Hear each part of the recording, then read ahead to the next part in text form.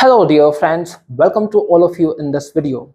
Today in this video we are going to continue our series The Entry of Islam in India, and we are going to talk about expeditions of Mahmud of Ghazni against India. He started his expeditions since 1180 and continued them till 1026 AD, the year of his last expedition. During this period, he ravaged many towns to the north of Vindhyas. They included Kannauj of Uttar Pradesh, Thanishwar of Haryana, and Prabhaspattan of Gujarat. Prabhaspattan is famously known as Somnath. It was not the case that during this period, India was not ruled by capable kings. There were capable kings all over the India. If we talk about Southeast India, especially the southern India, especially the eastern shores, were being ruled by the Cholas, and very capable rulers existed like Raja the First and Rajendra the First. Whereas the western shores, the southwestern India, was being ruled by the western Chalukyas, where the capable kings like Jaisimha II existed. And the central India was being ruled by many brave Rajput clans. Parmara dynasty was one such clan or dynasty, and Raja Bhoj was ruling at this time, and he is known as the most celebrated king of this dynasty. Well, when Mahmud started his initial expeditions against India, he was confronted by Gurjar Pratihara dynasty. In one of the battles, Jaipala, the king of Gurjar Pratihara dynasty, instead of offering tough resistance to Mahmud of Ghazni, fled from the battlefield.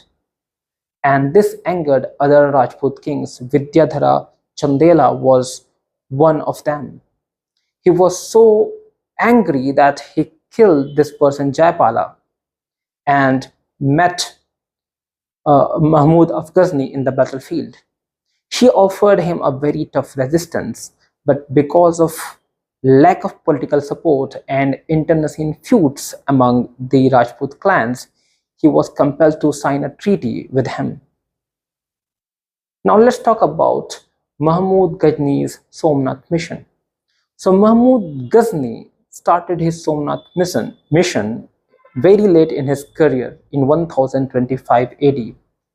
He started on a journey towards India on 18 October 1025, and this time he specifically targeted the town of Prabhaspattan, where the legendary temple of Somnath was located. He was well aware about the political situation of northwestern India, and he knew that the entire Indo-Gangetic plain was rife with many brave Rajput clans. So this time he chose his path very carefully, and he avoided the plains of Punjab, and instead he chose a way through Multan and Thar desert. On his way, he first came across a town called Ludra, which was located nearby today's Jaisalmer. He ravaged it, killed many people, went ahead and reached to a town called Anhilpatna, today known as Patan. It was ruled by Bhima, the king.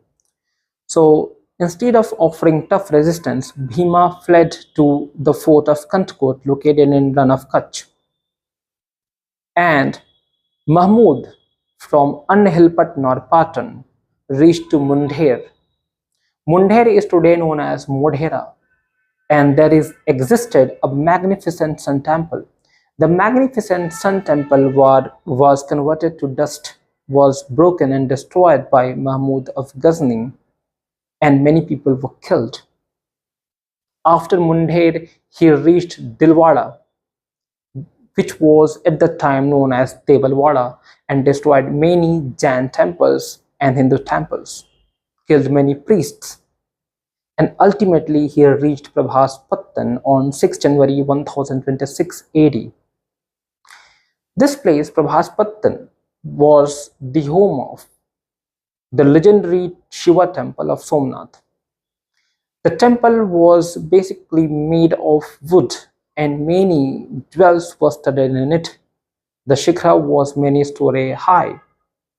The temple was destroyed, and before entering into the temple, Mahmud had to face many Brahmin priests who were slaughtered in the hands of Mahmud. After slaughtering many people, he entered the temple, looted all the jewels, and broke the Shivlinga inside it. The Shivlinga inside Somnath temple was very magnificent. It was 7 feet 6 inches in height and 4 feet 6 inches in girth. The temple was very magnificent because the tax money of almost thousands of villages was supplied to the temple. Well, Mahmud of Ghazni broke the Shivalinga in 4 parts. Okay. One part was taken by him ultimately and was kept in front of the public mosque in his empire, where people used to rub their feet to make them clean. Another part of the Shivalinga was kept in front of his court as a trophy, wrapped by silver and gold trappings. The other 2 parts were reserved to be taken to Mecca and Medina. While taking all this treasure to his home, he got to know that a powerful Rajput alliance was prepared to face him under the legendary Parmara king Bhoja. So this time, he had to choose another way because the Kathiawar peninsula was completely blocked. So instead, he decided to cross the Indian subcontinent through a small inlet of Arabian Sea between Kathiawar and Kutch. While crossing it, he again encountered Bhima at Kantkot. Bhima again could not offer any resistance and fled. Then Mahmud crossed the Thar desert, Multan, and it is said that much of his army was destroyed and perished in Thar desert. After that, he reached Mansura, and while crossing the river Indus, he lost much of his treasure. Somehow, he reached Ghazni on 2 April 1026. Now, this expedition of Mahmud against Somnath was compared by the Muslim world with the expedition of Muhammad against the temple of Manat. Now, Manat was a goddess in pre-Islamic Arabia. So the expedition of Muhammad against temple of Manat was compared with this expedition of Mahmud against temple of Somnath. Later on, he reached his place, and shortly afterwards, he died. Now, how did he die? We will discuss it in the next video. Thanks for watching.